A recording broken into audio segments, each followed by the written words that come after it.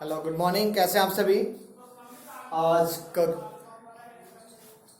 हमारा जो कोशिका वाले चैप्टर में पॉइंट चल रहे थे, हमने कोशिका के बारे में बताया था, कोशिका की स्ट्रक्चर के बारे में बताया था। आज जो हमारा टॉपिक है, इससे पहले कोशिका की खोज और कोशिका सिद्धांत यानी कि सेल थ्योरी के बारे में बातें हुई थी। किस लीडर और स्वान ने सेल थ्योरी दी थी। आज जो हमारा टॉपिक है, कोशिका के प्रकार, किसके आधार पर? केंद्रक के आधार पर, on the basis of nucleus, यानी कि types of cell. Today we are talking about types of cell, कोशिका के प्रकार on this basis of nucleus, यानी कि केंद्रक के आधार पर कोशिका कितने प्रकार की होती हैं, इस बारे में बातें करेंगे। तो कोशिका की बात करें यदि हम, तो कोशिका जो होती है जनरली हमारी दो प्रकार की होती है। पहली वाली होती है प्रोकैरियोटिक,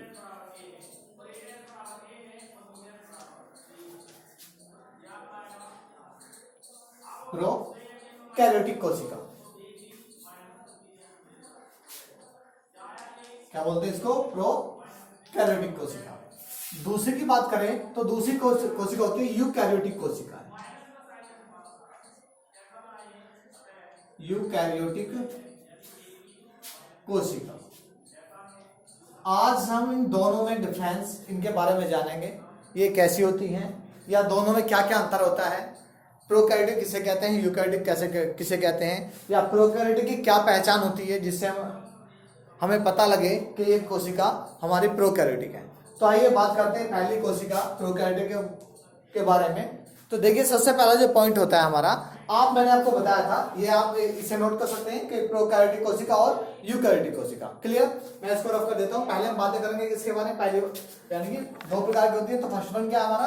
प्रोकैरियोटिक सेल्स। तो प्रोकैरियोटिक सेल्स के बारे में बातें करें हम, तो मैंने आपको बताया था जनरली कि आप कोई भी टॉपिक आपको पढ़ाया जा रहा है तो आप उसे पॉइंट टू पॉइंट अपनी नोटबुक में इस तरह से, सर ने पहले एक पॉइंट बताया इसके बारे में, फिर दूसरा, फिर तीसरा, फिर चौथा, फिर पांचवा, फिर सेकंड, थर्ड, फोर्थ, इस तरह से आप पॉइंट टू पॉइंट लिख सकते हैं। इससे क्या होता है? इससे आपको याद करने में आसानी होती है। आपको कोई पॉइंट आप भूल नहीं सकते हैं। हाँ, कोई डेफिनेशन की बात है यदि, तो उसे मैं बोल के लिखाता हूँ या पीडीएफ फाइल सेंड कर देता हूँ। अभी आपको कोई पीडीएफ फाइल सेंड नहीं की है। पहले मैं आपको प्रोकैरियोटिक और यूकैरियोटिक के बारे में समझाना चाह रहा हूँ कि प्रोकैरियोटिक किन्हें कहते हैं, यूकैरियोटिक किन्हें कहते हैं। तो आइए देखेगा। तो सबसे पहला जो पॉइंट है हमारा प्रोकैरियोटिक कोशिका के बारे में, प्रोकैरियोटिक सेल्स के बारे में, तो वो पहला पॉइंट होता है, यानी कि रचना के आधार पर ये कोशिकाएं क्या होती हैं? आगे होती हैं, यानी कि प्राइमेटिव होती हैं। रचना के आधार पर ये कोशिकाएं कैसी होती हैं? प्राइमेटिव होती हैं।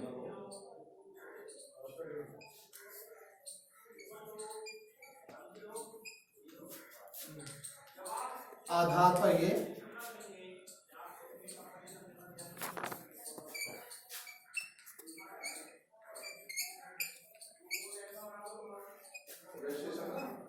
प्राइमेटिव होती है। क्लियर? नेक्स्ट पॉइंट की बात करें किसकी? प्रोकैरियोटिक सेल्स की। तो नेक्स्ट पॉइंट क्या हमारा? इन कोशिकाओं में केंद्रक कला नहीं होती है। दूसरा पॉइंट क्या हमारा? कि इनमें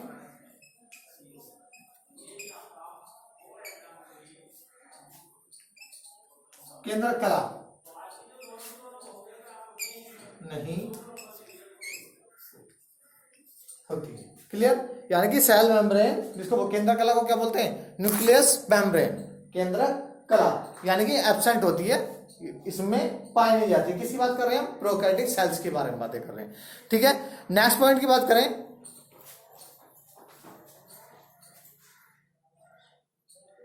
ठीक है, जब केंद्रक कला नहीं होती तो इसमें केंद्रक भी एब्सेंट होता है। इसमें केंद्रक किसको बोलते हैं? न्यूक्लियस को। और न्यूक्लियस क्या होता है? मैंने इससे पिछली वीडियो में बताया था आपको कि केंद्रक जो होता है, कोशिका के बीच में गोल आकार की स्ट्रक्चर होती है, जिसे क्या बोलते हैं? केंद्रक बोलते हैं, न्यूक्लियस बोलते हैं। इसमें केंद्रक अनुपस्थित होता है, यानी कि एब्सेंट होता है। क्लियर? अगला पॉइंट की बात करें तो अगले पॉइंट में क्या होता है कि इसमें जो प्रोटीन्स, न्यूक्लिक अम्ल जैसे डीएनए और आरएनए, प्रोटीन की बात करें तो प्रोटीन भी पाई जाती है सेल्स के अंदर, और न्यूक्लिक अम्ल भी पाए जाते हैं। जो जब न्यूक्लियस की बात करें तो न्यूक्लियस अम्ल भी पाए जाएंगे, लेकिन केंद्रक नहीं है, न्यूक्लिक एसिड है। केंद्रक नहीं है सेल में, लेकिन न्यूक्लिक एसिड है इसमें। तो न्यूक्लिक एसिड की बात करें तो इसमें क्या होता है? न्यूक्लिक एसिड में क्या होते हैं? डीएनए तथा आरएनए। डीएनए का पूरा यानी कि इसमें डीएनए व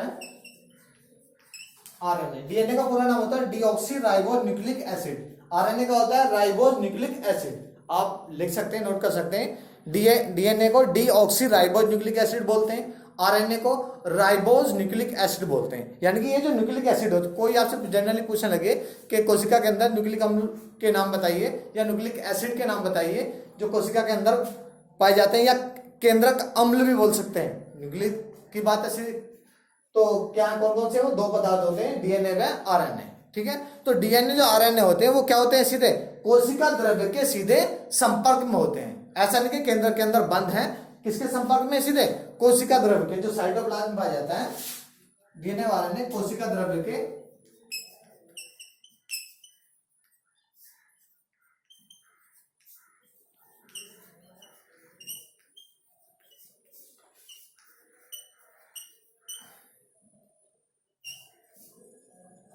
सीधे संपर्क में होते हैं। ठीक है, आप आगे नोट कर सकते हैं। अगला पॉइंट क्या है इसमें? अगले पॉइंट की बात करें तो जब सीधे संपर्क में होते हैं ऐसे कलाविहीन केंद्रक को, यानी कि कलाविहीन का मतलब कि जिसके ऊपर कोई आवरण नहीं पाया जा रहा है, यानी कि मैंने इस वाले पॉइंट पर आइएगा दूसरे वाले पे कि इसमें केंद्र कला नहीं होती है। जब केंद्र कला नहीं होती तो कला विहीन हो गया। विहीन का मतलब कि वो केंद्र कलास है, यानी कि न्यूक्लियस मेम्ब्रेन है, वो एब्सेंट है। विहीन का मतलब होता है कि उसमें वो चीज नहीं है पाई जा रही है, यानी कि एब्सेंट है वो। तो केंद्रक विहीन की उपस्थिति के कारण क्या होता है? इसे क्या बोलते हैं? इसे न्यूक्लियाइड या आरंभिक केंद्रक, इसे न्यूक्लियाइड या आरंभिक केंद्रक बोलते हैं। इसमें केंद्र कला नहीं होती तो इसलिए इसको क्या बोलते हैं? न्यूक्लियाइड। यहां पे लिख देता हूं, न्यूक्लियाइड। क्लियर, याद रहेगा। आगे चलते हैं। अगला पॉइंट क्या है? इनमें जो पूर्ण रूप से विकसित कोशिकांग, जैसे हम बात करें लवक हो गया, घोलसिका हो गया, तारका हो गया, माइटोकॉन्ड्रिया हो गए और ईआर हो गई। ईआर का मतलब एंडोप्लाज्मिक रेटिकुलम, अंतःप्रद्रव्य जालिका। ये सब क्या है हमारे? ये कोशिकांग है, सेल ऑर्गन्स हैं।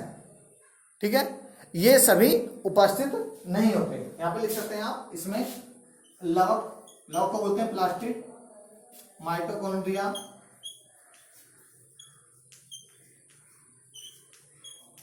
सूत्रकण बोलते हैं इसको हिंदी में। ठीक है, माइटोकॉन्ड्रिया, गोल्जिका है,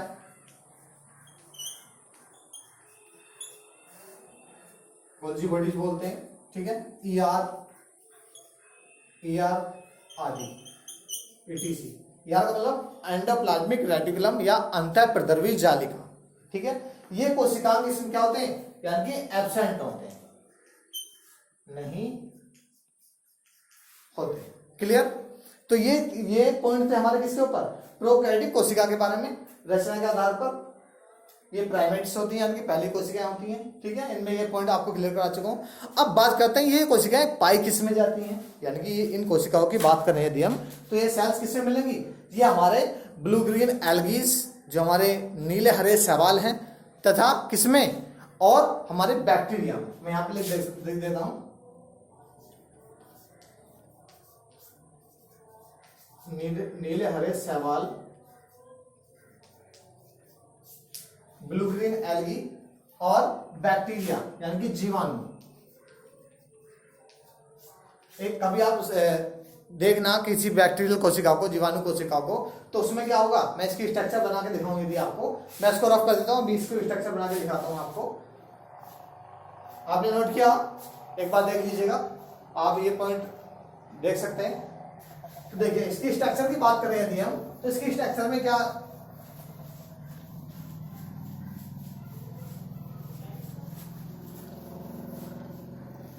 सबसे पहले कोशिका की स्ट्रक्चर की बात करें तो इसकी नहीं, किसी भी कोशिका की स्ट्रक्चर की बात करें, यदि कोई आपसे पूछता है कोशिका की संरचना के बारे में, स्ट्रक्चर के बारे में, तो आपको सीधा एक ही आंसर देना कि कोशिका अनियमित आकार की होती है, यानी कि इरेगुलर शेप होती है। उसकी कोई पर्टिकुलर शेप नहीं पाई जाती है, उसकी कोई निश्चित आकृति नहीं होती है।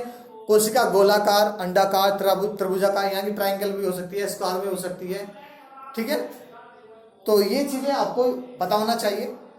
तो आपसे यदि कोई पूछता है तो आप सीधा ये आंसर देंगे, कोशिका अनियमित आकार की होती है, उसका कोई पर्टिकुलर आकार नहीं होता है। गोल आकार भी हो सकती है, अंडाकार भी हो सकती है, त्रिभुजाकार भी हो सकती है, वर्गाकार भी हो सकती है। ठीक है, अब कोशिका की बात कर रहे थे, बैक्टीरियल कोशिका की। तो बैक्टीरिया सपोज करें बैक्टीरिया की कोशिका है, ठीक है, इसमें फ्लैजिला निकलता है। ठीक है, ये बहुत सारे फ्लैजिला मैंने निकाल दिए इस तरह से। मैं डायग्राम पिक सेंड कर दूंगा बैक्टीरियल कोशिका की, आप उसमें देख सकते हैं।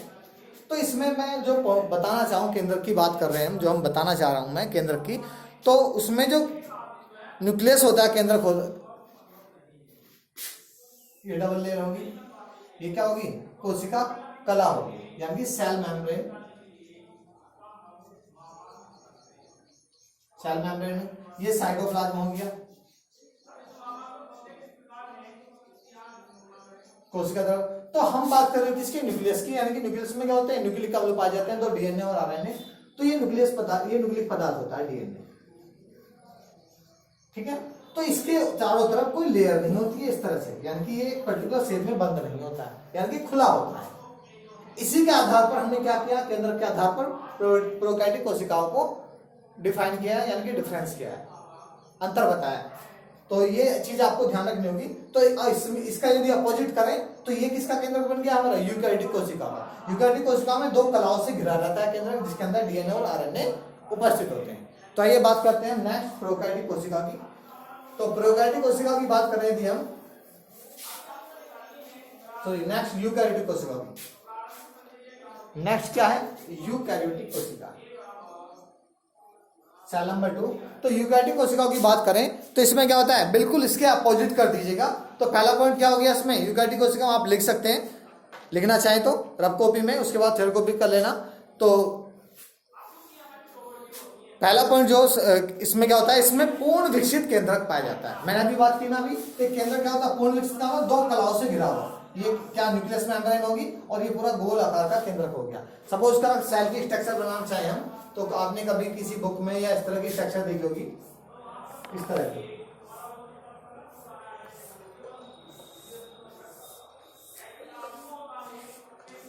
ये स्ट्रक्चर है सेल की। तो इसमें जो केंद्रक होता है ये यहाँ पर होता है, बीच में, मध्य में, सेंटर में। तो केंद्र न्यूक्लियस की बात कर रहे हैं, तो न्यूक्लियस कहाँ पर होता है, यहाँ बीच में। ये जो सेंटर दो कलाओं से घिरा हुआ है, ये न्यूक्लियर पोर होते हैं, छिद्र होते हैं, जिससे पदार्थों का आना जाना यानी कि ट्रांसपोर्ट होता रहता है, आते भी हैं और जाते भी हैं। तो ये केंद्रक हो गया, न्यूक्लियस हो गया। ठीक है, तो इसमें पूर्ण विकसित केंद्रक होता है, जो किससे घिरा होता है, हमारी दो न्यूक्लियस मेम्ब्रेन से घिरा होता है। ठीक है, इसमें विभिन्न प्रकार के कोशिकाएं, जैसे मैंने अभी लिखे थे, माइटोकॉन्ड्रिया, गोल्जी राइबोसोम्स और क्या था, ईआर एंडोप्लाज्मिक रेटिकुलम, यानी कि ये सब क्या होते हैं, ये इसमें उपस्थित होते हैं, प्रेजेंट होते हैं, पाए जाते हैं। ठीक है, अगला पॉइंट क्या इसमें एक क्या होता है, इसमें केंद्र के अंदर छोटी सी गोल आकार की स्ट्रक्चर होती है, जिसे क्या बोलते हैं, न्यूक्लियोलस, यानी कि केंद्रिका। ठीक है, जो केंद्र के अंदर पाई जाती है। उसके बाद इसमें राइबोसोम्स की बात करें तो राइबोसोम्स जो होते हैं, प्रोकैरियोटिक की बात करें तो उसमें जो राइबोसोम्स मिलते हैं वो 70S प्रकार के मिलते हैं। एस का मतलब सब यूनिट। ठीक है, एस का मतलब क्या है, ये एस है, ये 70S किसमें मिलते हैं, ये प्रोकैरियोटिक में, और 80S प्रकार के किसमें मिलते हैं, यूकैरियोटिक कोशिकाओं में। एस का मतलब होता है सब यूनिट। बताऊंगा आपको अगली वीडियो में जब राइबोसोम्स का टॉपिक आएगा हमारा। ठीक है, आप ये एक अंतर ये भी लिख सकते हैं। तो डिफरेंस, यदि कोई आप क्वेश्चन आने लगे एग्जाम में, या कभी कोई पूछने लगे आपसे कि difference between prokaryotic and eukaryotic cells, तो आप इन्हीं पॉइंट्स को लिख सकते हैं, इन्हीं को बता सकते हैं। तो आज की वीडियो में इतना ही। मैं इसकी वीडियो यानी कि डिफरेंस जो है उसकी PDF फाइल सेंड कर दूंगा अभी, और मानता हूँ कि आपके समझ में आ गया होगा।